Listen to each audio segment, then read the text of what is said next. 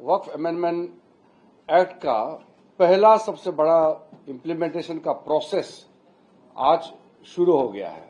ये डिजिटल तरीके से सारे वक्फ प्रॉपर्टीज का मैनेजमेंट किस तरीके से करना है, जिसके चलते कोई दुरुपयोग ना कर सके, कोई उसको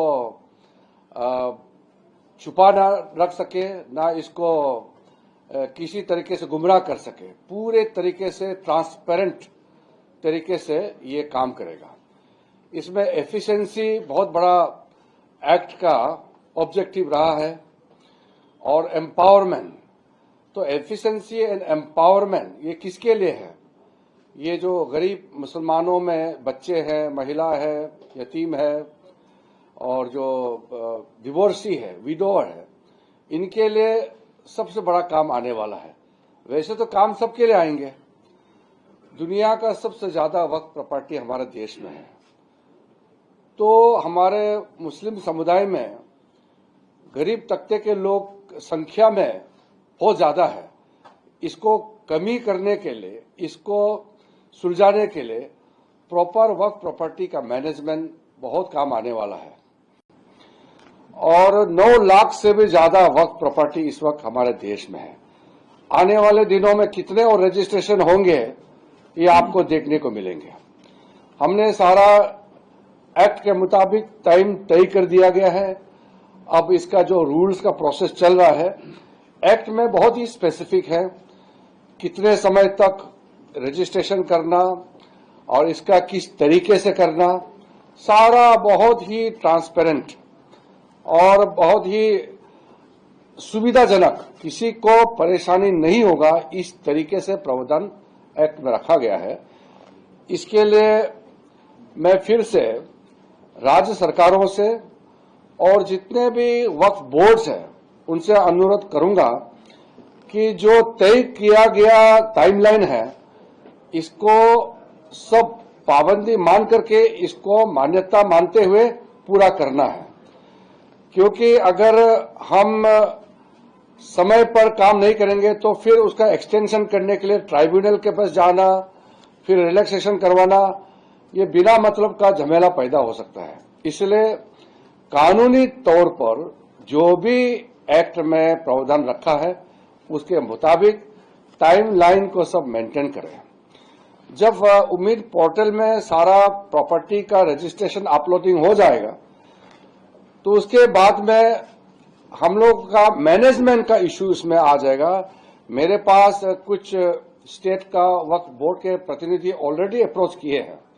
उनके पास जितने भी वक्फ प्रॉपर्टीज है उनको डेवलप करना, खास करके हेल्थ एजुकेशन के क्षेत्र में और वेलफेयर के क्षेत्र में तो करना ही है। स्पोर्ट्स का फैसिलिटी कर सकते हैं, ट्रेनिंग का, स्किलिंग का सेंटर खोल सकते हैं, ऑर्फेनेज सेंटर खोल सकते हैं, महिलाओं के लिए रहने का वर्किंग वुमेन हॉस्टल खोल सकते हैं, बहुत कुछ कर सकते हैं। कॉमर्शियली भी यूज कर सकते हैं। कॉमर्शियली कैसे यूज करना है उसका भी प्रावधान रखा हुआ है। तो बहुत सा रास्ता खुला हुआ है।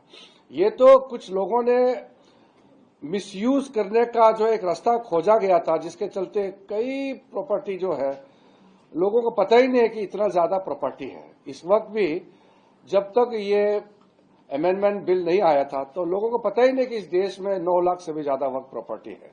दुनिया का सबसे ज्यादा वक्फ प्रॉपर्टी हमारे पास है, तो इसका इस्तेमाल हो ये तो सब चाहेंगे। दूसरा, मैं अपील करना चाहता हूं कि वक्फ अमेंडमेंट बिल के दौरान जितने भी लोग इसको विरोध किए थे, वो हमारे लोकतंत्र में विरोध करने का सबको अधिकार है, अपना बात बोलने का अधिकार है, इसको कोई छीन नहीं सकता है। अब ये कानून बन चुका है।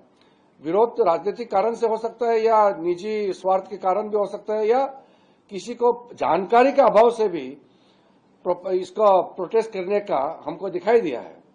लेकिन अब कानून बनने के बाद सब लोग मिलकर के सहयोग करें।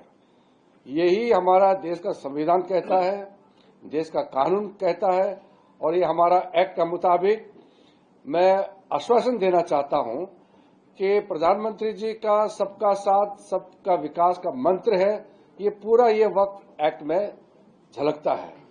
इसमें हम बाकी समुदाय आगे बढ़ेंगे।